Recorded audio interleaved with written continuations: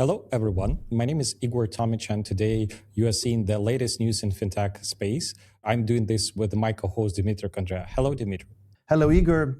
Dumitru Condrea, and we are coming with free, fresh news for you with things that happened in the last week in fintech world. And the first news is super fresh, just arrived yesterday.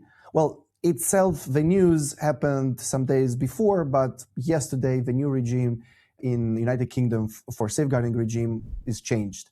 FCA, the United Kingdom regulator, decided to change the safeguarding regime and rules for electronic money institutions and payment institutions in the United Kingdom. It means that starting from yesterday, 7th of May, all the payment institutions, all the electronic money institutions, they have to be more cautious with electronic money. They basically have to be more cautious with reconciliation. They have to be more cautious with safeguarding. They have to pay much more attention on this. The first major change is the fact that reconciliation has to be now daily. In my opinion, well, it's not technically so hard to do, but Igor thinks that when you have to change from one logic to another, it implicates a lot of efforts, and companies have to, apply these rules basically by 7th of May. Another thing, what's very, very important here is the fact that you need to adopt a new position into the board, some kind of a safeguarding officer, the person who will be responsible for safeguarding. And there are several other things, written in that new regulations regarding safeguarding. But per general, it means that you have electronic money institutions or payment institution, you have to pay huge accent and focus on reconciliation. I think it's worth to mention what is the safeguarding, because that's a huge gap between usual retail bank and electronic money institution.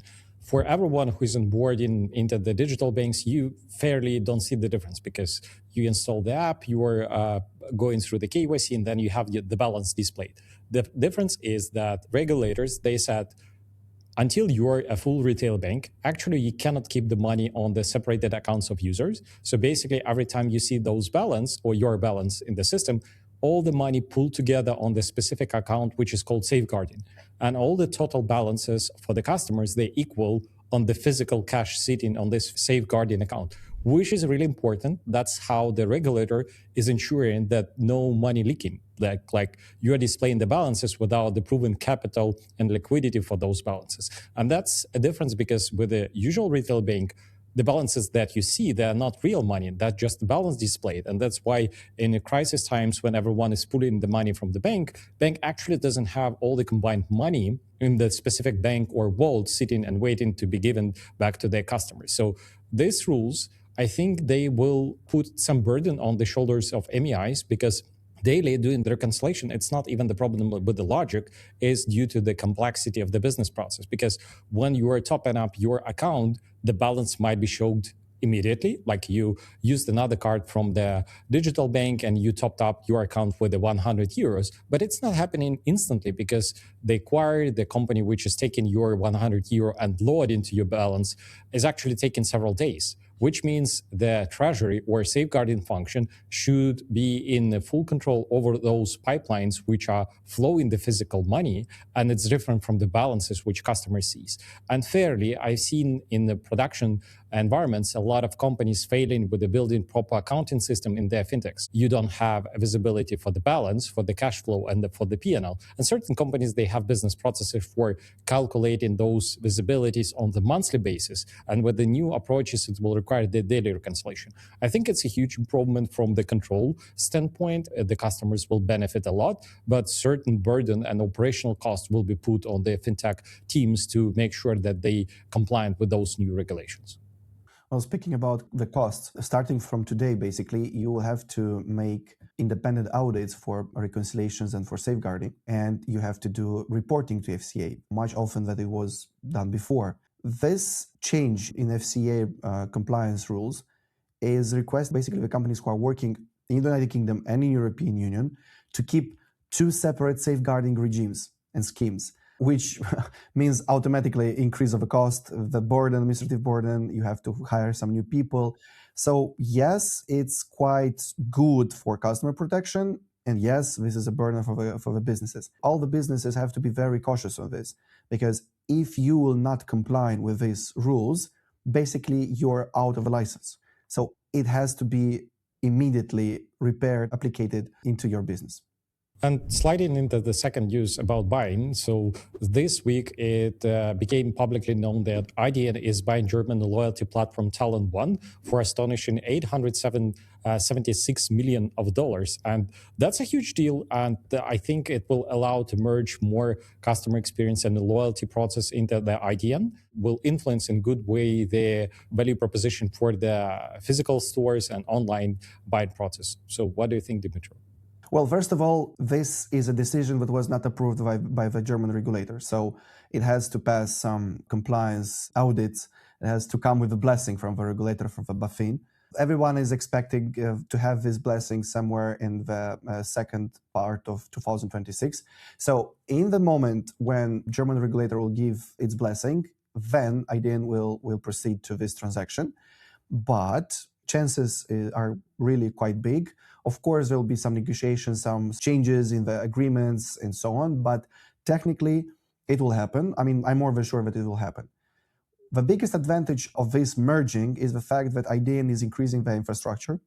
Adyen is increasing their, not only focusing on one single niche and one single product, but they have now with Talon.One, they'll have possibility to go into some new niches and to work with customers in a different way. By combining Adyen global infrastructure with Talon.One infrastructure, they basically giving a possibility to merchants and customers to have much wider operations, much wider options for doing businesses and not only. And it will help and it will boost basically Adyen into the skies with the amounts of cash flow, with P&L, with everything. Of course, there will be some debt because of this transaction itself of purchasing, but in future it's a very interesting move, and it basically positioning Adyen into a very interesting market in Germany, and proves that Germany can still provide some interesting news in fintech, because for the last years the news that were coming from Germany was mostly about strict regulations, Novafin taking control or entering in different boards of different companies. So it was more a compliance topic. So it's a move, and possibly this is the first signal that German market starting to evolve and continue the growth. And let's move to Spain. I think that's second news that we hear when the digital bank is actually building the branches and the local presence in Spain. And this week, Monzo announced that they opening their offices in Barcelona and Madrid, and they already have around 50 engineers working there.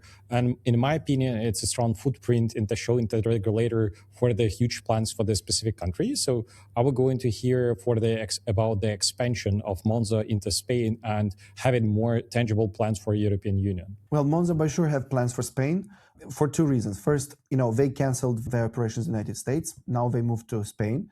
In their official declaration, they said, an official press statement, they said that moving to Spain will help to be more close to customer needs. It's a signal that they are thinking not only for building, an operational hub or a tech hub in Spain, but it's a first step for receiving a Spain license or to be present in Spain with physical activities. Monzo they have a UK banking license. They already have 13 million customers. And Spain is an interesting market, is a big market. And as you mentioned at the beginning, they are not the first one moving to Spain. Seems like Spain started to be very attractive and very important for neobanking.